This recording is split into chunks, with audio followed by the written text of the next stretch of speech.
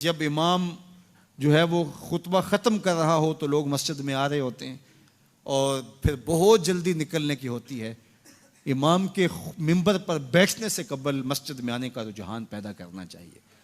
فرمایا گیا کہ جو شخص جمعۃ المبارک میں سب سے پہلے آتا ہے اس کو ایک اونٹ ذبح کرنے کا ثواب نصیب ہوتا ہے. جو اس کے بعد آتا ہے اس کو ایک گائے ذبح کرنے کا، پھر ایک بکری، اور جب امام منبر پہ بیٹھ جاتا ہے پھر رفع الاقلام کلمے اٹھا لی جاتی ہیں. پھر اس کے بعد عام جو ثواب ہے وہی مرتب ہوتا ہے، وہ جو خاص ثواب ہے اولیت کا وہ پھر اٹھا لیا جاتا ہے. اس لیے کوشش کریں. میں سمجھتا ہوں اس میں ہمارے خطباء کا بھی بہت قصور ہے کہ بعض کا منبر سے کوئی مربوط گفتگو نہیں ملے گی، کوئی منظم کلام نصیب نہیں ہوگا اور کوئی با مقصد بات لوگوں تک نہیں پہنچائی جائے گی تو لوگوں کی دلچسپی نہیں ہوگی، لوگ پھر دیر سے آئیں گے. ایک تو یہ بات بھی ہے، لیکن دوسری بات یہ ہے کہ ہمارے ہاں عمومی طور پہ اجتماعی رویہ یہ ہے کہ مسجد میں دیر سے جانے کا فیشن.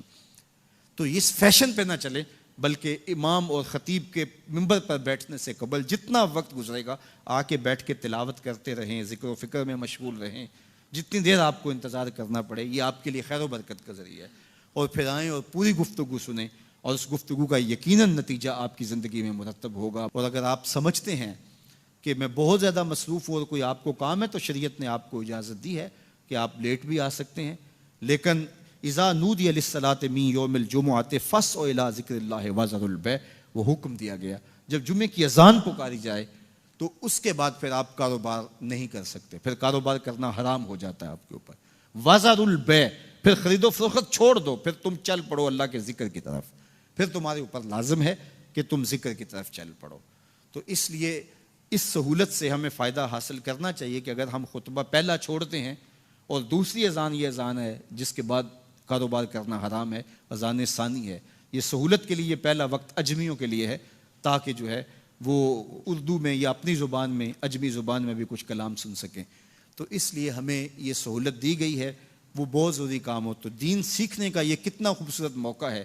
ہر جمعے آپ کو کسی نہ کسی موضوع پہ ایک خطیب لیکچر دیتا ہے، بات سناتا ہے، اور ایک موضوع پر مختلف احادیث قرآنی آیات کو پڑھ کے مطالعہ کر کے نتیجہ نکال کے آدھے گھنٹے میں پونے گھنٹے میں آپ تک ایک پورا میسج ڈلیور کرتا ہے.